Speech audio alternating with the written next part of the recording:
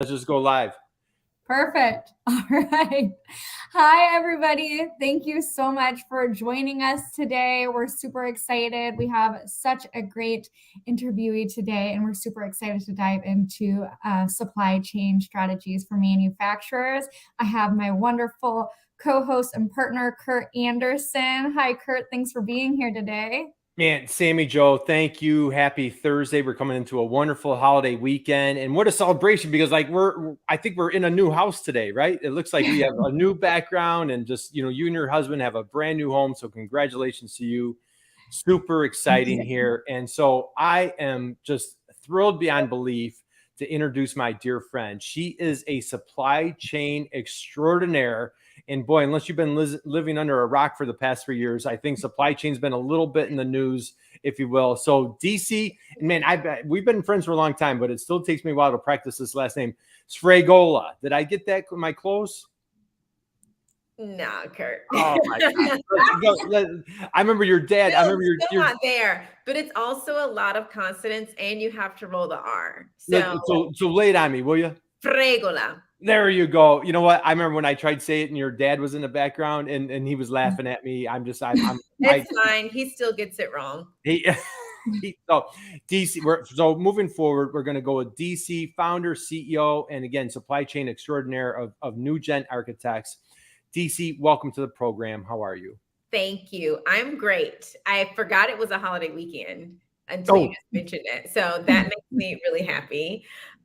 Thinking about that. And I think I forgot it was a holiday weekend because I have meetings on Monday and Tuesday. Oh no, do you really? Okay. Well, hey, we'll find But I have been practicing being mindful of not just running myself into the ground, which is very easy to do. And when you're momming and bossing and all of that and moving, we also just moved, Sammy Joe. So congratulations. Yep. And I know you guys have a lot of stuff that you still have to do. We too are living in that. At some point, I'll have a nice background like we have in our other house. But until then, the door is closed, so you can't see the mess behind it. Looks absolutely perfect. And I'm on the road today. So, all right, we've got a lot to unpack. And Dyci, you're a longtime friend. We've done multiple lives together. You're a friend of the MEP Network, Manufacturing Extension Partnerships. We're here with the Alaska MEP today. Sammy Joe, I know like you and I have been geeking out on we've been looking so forward to this conversation. So let's just roll up our sleeves. Let's dive right in. Supply chain strategies and solutions for our Alaska manufacturers. Why don't you kick off our first question for us? Perfect. That sounds wonderful. Thanks, Karen. Thanks so much for being here, Dyci. So we wanted to start off with, in a world where there are hundreds of supply chain and manufacturing technologies, how, as a manufacturer, do they choose the right one that's right for them? Always that's an easy one. Always start with process. So a lot of people, as we know, have been talking about AI. I mean, I could go down the key terms: AI, Web3, blockchain, machine learning. Just throw it all in there, and they very often ask us, like, which of these should I be using? And I always say, if I ask 3 people what the process is, will I get one answer or will I get 5? Because maybe someone will say, well, it depends on who the supervisor is, or it depends on if it's Monday or if it's Friday, or it depends on if it's a slow day or a busy day. So I would say the first thing to figure out what technology is right for you is to definitely make sure that the process is defined, documented, and standardized. Whatever that process might be, I'm saying the process. What we focus on a lot of the times, because most of the time when you talk to small, medium manufacturers, businesses in general, it's a lot of people wearing a lot of different hats. You don't really have, one person doing one role and always doing that same thing all the time. So very often the process of just understanding order to cash and procure to pay. Those are the 2 big processes that you definitely want to have identified, standardized, documented, and defined, because that will help you understand where there is opportunity for technology to actually provide value. A lot of times companies just start with what the CEO heard on a podcast, what the CEO read in a blog article, what the VP saw at a conference, what my friend's company is doing. And it's a lot of almost FOMO, like, oh, we should be doing something with AI. Everyone's doing something with AI. We need machine learning. We need a new procurement tool. Everyone's doing procurement. So it's a lot of shiny object, or you get whoever's yelling the loudest. So if the sales department is really, really, really loud and complaining about needing some sort of automation to help make their lives easier, that might be where leadership goes. Whereas if maybe the shop floor, is really loud and complaining about how we're stuck in the past and we haven't adopted, any digital manufacturing or smart manufacturing, that might be where the attention goes. But we always say that you can figure out what technology you should be implementing based off of what process you are trying to improve and where you're trying to add value. That's how you can figure out, at least to break it down. Because if you look at any supply chain or manufacturing technology map or graphic, there are hundreds and hundreds and hundreds. It at least helps you narrow down to say, like, we're going to focus on procurement. We're going to focus on demand planning. We're going to focus on, whatever supply chain function it is, because supply chain is so much, from logistics to transportation, product innovation, product design, packaging, demand planning, strategy, et cetera, network design. So at least understanding where you have gaps in your processes, or a part of your process that can really be, you'll get a lot of impact and return, that can at least help you figure out where to start. And then once you have that process documented, if you ask the right questions of the vendors, they can also, I don't want to say self-eliminate, but at least tell, if it's a good fit, if it's not a good fit. Of course, you'll have your vendor who can say, yeah, we can do that, when they might not be able to. But that's where you enlist the help of a BS detector. BS detector. All right. First off, man, was that pure gold. Like, that was a golden nugget clip. Like, Sammy Joe, we need to cut that clip right there. DC, there was just so much. I'm already, my page. I saw you taking notes. I'm already like, because you see the top of my head, like I'm like half of my page is like already full. But I want to and I know, Sammy Joe, I know you've got a ton of great questions here. I'd really like to unpack. Is there a common trait that you see with the companies that are disciplined, that avoid that shiny object syndrome? Like, is there a common trait that you can see the companies that just they have the blinders, that they're open to technology, where they don't have that, hey, this is how we've always done it, but they don't have that FOMO or shiny object? Like, any advice there to stay disciplined? They have a plan, and they have clear strategic goals and objectives. So having the clear strategic goals and objectives of knowing where you want to be 12 months, 18 months, 36 months, even the 10-year vision. Yeah. Where are we trying to go? Who are we trying to be? Really understanding, honestly, a lot of sales and go-to-market. So who is our ideal buyer? Who is our ideal customer? What market are we catering to right now? What market are we looking to acquire or enter into in, again, 5 years, 6 years? Maybe there's an immediate need, but they really know who they are. They know who they serve, and they know what they're trying to accomplish. Not everyone wants to, grow 10x over the next 5 years. Not everyone is looking to be the best of the best and the leader in their market. Some people are just looking to, continue and sustain profitable businesses. And I think that so much time we get caught up in grow. And I will say that I'm also, I am a contributor to that. Yeah. I always say, and I always preach, that we focus on working with companies who are looking to grow and who are looking to scale. But I also don't want that to be confused with this pressure to 5x in 12 months. Yeah. If that's what's happening, then great. But if it's not a strategic objective, I've talked to CEOs who said, you know what, DC, I just want to be, I want positive EBITDA next year. That's it. You know, if I can get out of the red, then that is a success. Or, you know, right now, strategically, we are looking to open another site. We need to get another plant up and running. So we need to make sure that whatever playbook we're going to use to create this other plant and build out this other plant is consistent with what we already have. Like, we're at the point now to where strategically, in order to continue our growth, we need to have consistent plant operations. Because I'm sure you've seen this. Yeah. You go to a plant in one region, you go to a plant in a different region, and it's almost like you walked into two different companies because the operations are just so different. So just really, I mean, short answer, companies that do this well and can avoid shiny object syndrome know exactly where they're going. They know who they're serving. They know who they are, and anything that does not align with that, it's very easy to have the blinders on for that. And then anything that does align with that and might seem like it could support that vision, those are the tools. Those are the shiny objects that get some sort of attention. And then they have very clear plans of what that looks like. Level of effort, the impact, what is the ROI that we would expect from it? Love it. Okay, man. All right. This is just fire. Sammy Jo, what's next on your plate?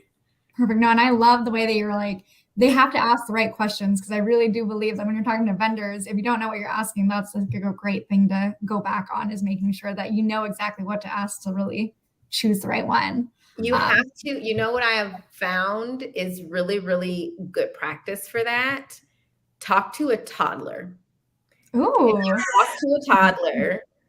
And like you speaking with toddlers, you have to be so intentional with the words you use. You have to ask exactly the question that is not ambiguous, that cannot be, you know, interpreted in any other way, in order to get the answer that you want from a 4-year-old.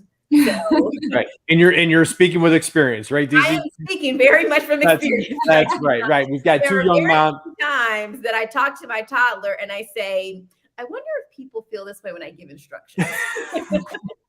What was left for interpretation there? Well, you know, when it comes to technology, I'm saying, you know, don't talk to me like I'm a 4-year-old. Talk to me like I'm a 54-year-old, because like you really need to bring it down to my level. It needs to be very, very simple. So anyway, laser focus, you know, just that sheer discipline, being focused on the goals. I just love repeating the goal also. Repeating the goal, repeating the objective, I think that a lot of, and I can speak from experience, you know, having started my own company, we're still very much, I would say, in the startup phase from like the age wise, just tenure. And I think it's very important. And I read this and I was like, I don't know. But you have to almost, like, as the leader, be communicating that vision and those objectives till you're blue in the face. Like, it seems like you've just repeated it so much. And I was like, I don't know, that's a little overkill. But now, as we're bringing on more people and, you know, looking to grow the company, I find myself like really repeating it all. And it's not like every day, let's sit down and have an all hands meeting this week. Everybody remember the objective. But just as we're having conversations, as we're talking through as we're qualifying new customers or new leads, as we're kicking off new things, as we are making recommendations for new clients, I always tell everyone, remember, this is what the goal is. So whatever you're doing right now needs to fit into that long-term vision and that long-term goal. So always reiterating that from leadership down and having that really be the fiber of who you are. That's from my marketing days also a little bit. I spent a lot of time in sales and marketing before moving into supply chain. So every once in a while, the warm and fuzzy branding and storytelling comes out. As you can tell, you know, because a lot of people in supply chain might be a little bit introverted, and I don't know if introverted and DC don't go in the same sentence, right? You know what's really funny? I am an introvert, but I play an extrovert on TV. You play an extrovert on TV. I have to hype myself up for conferences. Like I sit in like the hotel bathroom and I'm like, all right, trying to get yourself fired up. Well, I'll tell you, and then I go to the conference, and then after like 3 hours, like, where can I hide? Where can I hide? Too many people. too much. Well, you are a gifted speaker, and just boy, what a powerhouse. But anyway, we'll get back on track. Sammy Jo, what's next?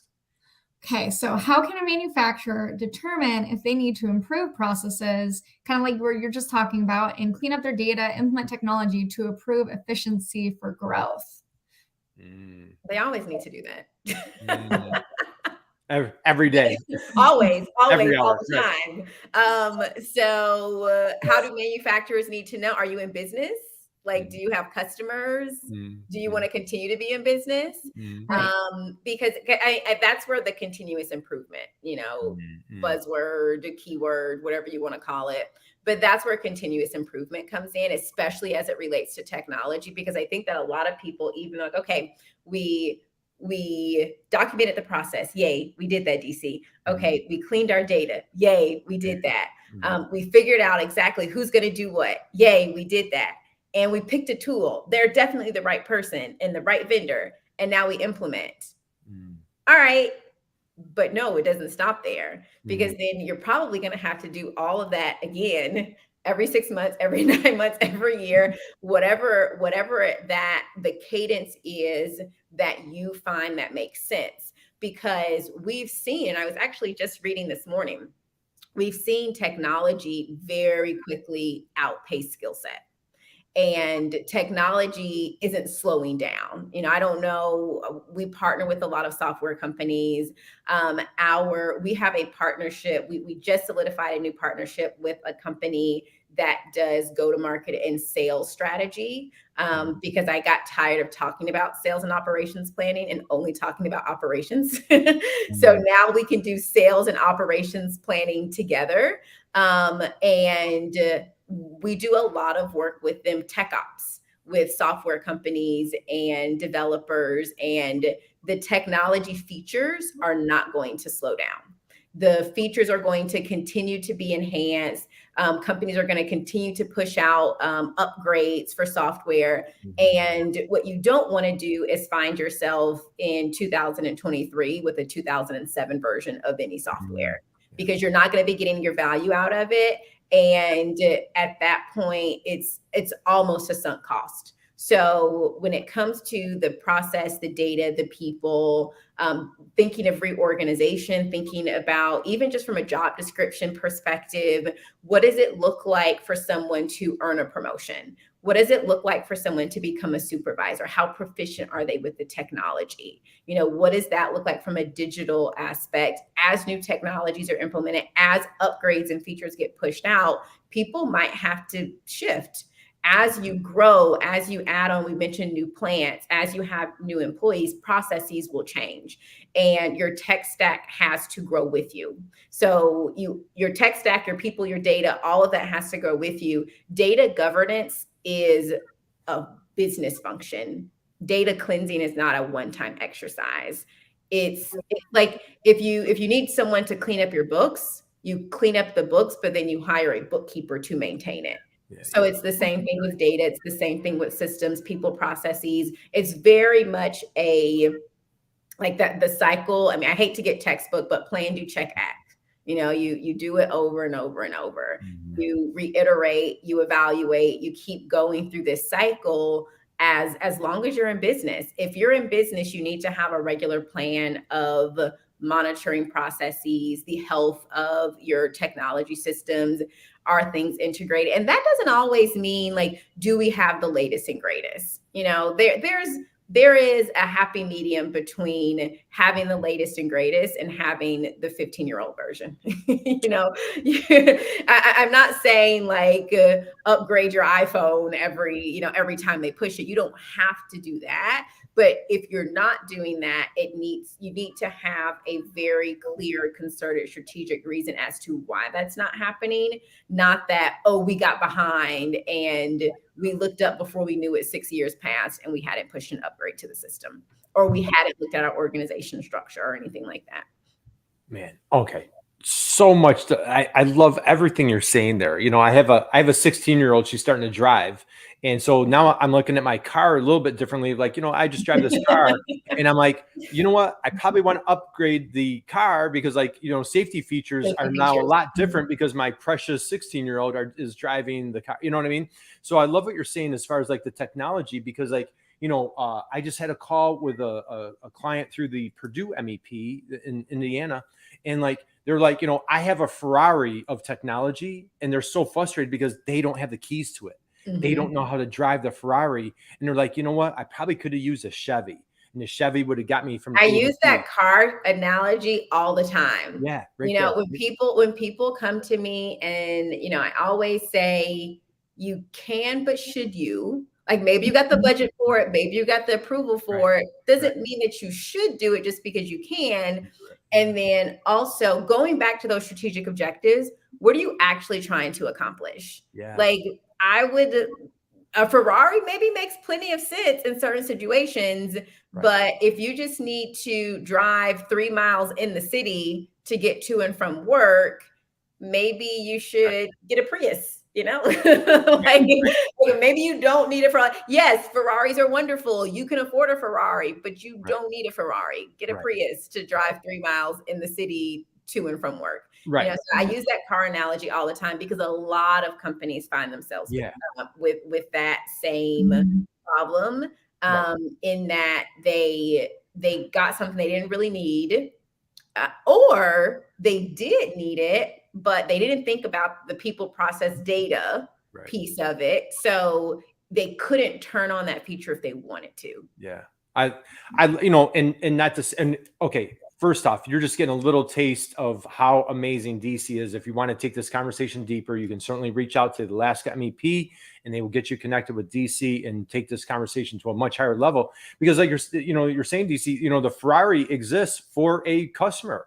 And if you can afford it, and maybe that Ferrari can take you to a higher level, maybe that Ferrari will give you a distinct competitive advantage, but it's really understanding how we started off the conversation, your goals, and everything else that you just hit here. So, all right, tons and tons to unpack right there. Guys, I strongly encourage you, like, hit the rewind button, just listen to that over and over. Dyci's just dropping golden nuggets. Sammy Joe, what's next on your plate? All right. So we recently saw a podcast episode where you talked about the concept of digital modernization versus digital transformation. Can you dive a little deeper and tell me about that? Oh, yeah, definitely. It was a podcast I did with Alicia, who is, she's over at AWS. And she's way smarter than me with a lot of things. But she's actually the one who said, what she had been seeing a lot of is digital modernization versus digital transformation. And I loved that. And I said, I'm always going to run with that. And I'm always going to use it. I will always give you credit. But especially in the size of company that we work with, is probably 10 to 100 employees. So, I mean, we're talking small companies, and every once in a while we hit a mid-market that is, running up on 200 to 300 employees, but much more so 10 employees, 50 employees, 40 employees. So this idea of completely transforming, these 3 to 5 year initiatives that is going to just overhaul the entire organization. It's like, dude, we're not doing that. Like we're getting you out of smart sheets. You know what I mean? Like, let's just be honest. We're getting you out of smart sheets. We're maybe gonna, like, technology wise, hardware, like, recommend that your scanners talk to your ERP system. It's the little modernizations that, again, low effort, high impact. That is ideally where you want to sit. Sometimes it's high effort, high impact, but either way, you want it to have a lot of impact on the organization. And we're not doing these huge transformational efforts that's like changing everything. I think that when, at least from my experience the last few years, running NGA and talking to different leaders at these small businesses, is that the transformation is it's daunting, because again, we're talking about companies that have limited resources, and not even I'm strictly talking people. I'm not talking finances. I mean, I've talked to companies who are like, yes, we have all the money we could ever hope for, but we don't have anyone internally that could even manage this initiative. And we all know manufacturing labor shortages. We all know it's hard to find people right now. So it's not easy, even if you wanted to take on this entire transformation project. And because these are small companies, what makes sense? If you're talking about a transformation for a company like Coca-Cola, things go so slowly that like 2023 probably isn't going to look that different from 2026. Yeah. If you're talking about a small company that's 10 employees now and has a really strong pipeline, and they could triple employees over the next 2 to 3 years, those could be fundamentally different ways of working. So embarking on a huge transformation project might not be the right thing. But again, these little modernization kaizens, almost thinking about it that way, what can we implement? Maybe it's data dashboards. I mean, we're working with a company right now. Like I said, let's get out of smart sheets. Let's stop printing the production plan on Monday and then posting it on the wall and hoping that it doesn't change on Wednesday. So you don't have to print it. You know what I mean? Like there are dashboards that we can use to do that. Right. And low effort, high impact. Again, so what are the modernization projects that we can do versus these huge transformational transformational engagements that also tend to cause a lot of implementation fatigue. So when you have people already doing a lot and then you're changing everything they're doing, you get into the point to where you're like, okay, but when is this over? When is this over? When is this over? Yeah. And in startup small business world, saying let's do something for 3 years, as the leader, okay, 3 years means nothing in the grander scheme of whatever we're going to do for the next 30 years, 40 years, 50 years. But as an employee from the other side of it, having to actually execute everything, because let's just be honest, the CEO is not executing every single day. They're not the ones boots on the ground, working with the developers, working with the consultants, working with the implementation partners, doing the testing, having to parallel path what they're already doing, plus test out whatever this new feature is, whatever this new technology is. If you're doing that all the time, that's the quickest way to tell somebody, we actually don't like you here. Would you like to leave? we actually think that maybe we don't want you. It's a very subtle hint, it's right? It's just a subtle way to say you will always be in project mode. You will never actually do your job. Wow. All right. This is fantastic. Sammy, we have time for one more question for Dyci today. Why don't let's hit her up. If you've got one more question, we can fire off and then we'll take her home. Perfect.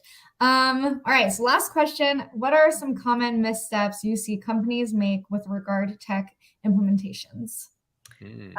I mean, we've talked about a lot of them. The one thing that we talked about shiny object. We talked about not really considering what the plan is after implementation. That's a big one.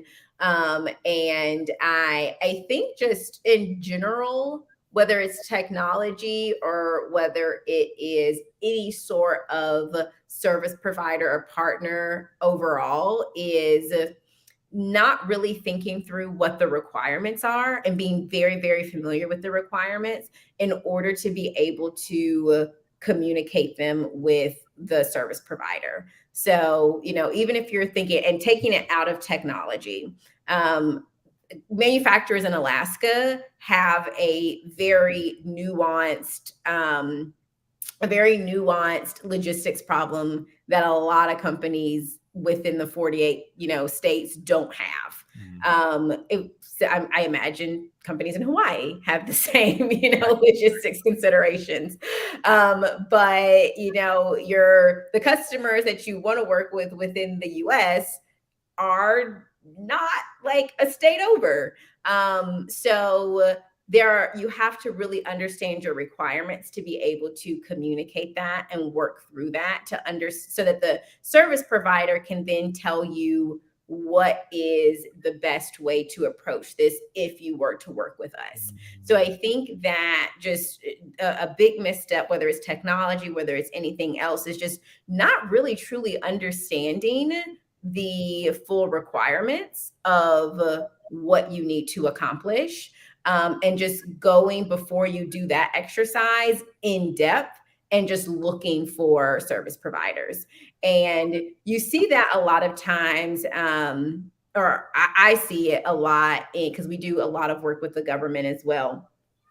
Just general process improvement, Six Sigma, Lean, things like that. And we see these RFPs and it's like, do you know what you're looking for? Because I don't know what you're looking for. Maybe you know, and you didn't communicate it well in this written format. But if you don't set forth the right requirements and you don't understand the requirements, then it's impossible for a service provider to meet your expectations. So if you don't know what the requirements are, or if you are, on the fence about it, it's always great to ask an industry expert. They don't have to make the whole, I'm not even talking RFP, just like in general, if I were to get on a call with a service provider right now, could I very succinctly go through? And again, could Kurt, if you were talking to them and I was on vacation, Sammy Joe, if you were talking to them and we were on vacation, like would everyone be saying the same thing to the service provider? Like that's what you want to make sure that you really understand is what your requirements are. Focus on the order of operations. Actually just made me think about a funny reel that I made on Instagram not too long ago. And it says, oh, well, we were going to do it this way, like just start looking for vendors. And it's like, well, no, you have to get your data clean first, understand your process, figure out. And it's like, well, who said you're supposed to do it that way? And it's like, Jesus said it. Like that word is law. Right. That's a good boss to have, right? That's an authority figure just laying down the law. Yeah. I think really understanding what you're trying to accomplish, following the order of operations. It's one of those things to where you hear the statistic all the time, like, over 2/3 of technology implementations fail in the sense that they don't achieve the ROI that companies are expecting. But it's also not like, oh my goodness, how did we get here? Like, because you're doing it wrong. Like everyone knows what the right steps are, but everyone wants to take shortcuts and hope hope that you won't be in those 2/3 if you take those shortcuts. Right. So, I made a baby. I didn't want it to take 9 months. But it did. Like, it is what it is. Like some things, if you want to do it the right way, you have to do it the right way. It is what it is. So like buckle up, buttercup. Like, you can risk it, but that's a really high percentage to be in that, because we all know that if you try to skimp out now, whether it's anything, you get a pair of shoes for $2, it's going to be very different from the $2 pair of shoes, which is going to be very different from the $200 pair of shoes. Right. So, think about all of the things that we just say in normal life. You get what you pay for, don't try to make shortcuts. Good things take time. Like think about all of that and apply it to your manufacturing business when it comes to technology. Wow. Okay. Well, Dyci, this has just been a powerhouse discussion. So many golden nuggets here. Talk like a toddler. Talk to them like a toddler. Right. That was my favorite. Big takeaway. Focus on the ROI. Focus on your goals. Stay disciplined. Pay attention to new technologies. Try to discipline yourself to stay away from the shiny object syndrome. But all sorts of just great golden nuggets here. Catching this, whatever time that if you're catching this months from now, weeks from now, a year from now, boy, we will have Dyci's contact information in the show notes. And this is just such a great discussion. You can reach out to Alaska MEP. They will get you connected to help with your supply chain needs. Sammy Joe, you want to take us home? And hey, you know what, Sammy Joe? How about a big round of applause for our dear friend Dyci for just knocking the ball out of the park today. And I put supply chain extraordinaire. I warned you guys as we started, and boy, you got a good taste of it. But Sammy Joe, you want to take us home and close us out? Yeah, thank you so much, DC. We so loved having you here. Thank you for so much for joining us live. Again, as Kurt said, you can reach out to Ask MEP, us, and I will happy to connect you to DC and get all your supply chain questions answered. And keep tuning in every other Thursday at noon. And thank you guys so much. Thanks, guys. Thank you, DC. Appreciate you. Thanks, everyone.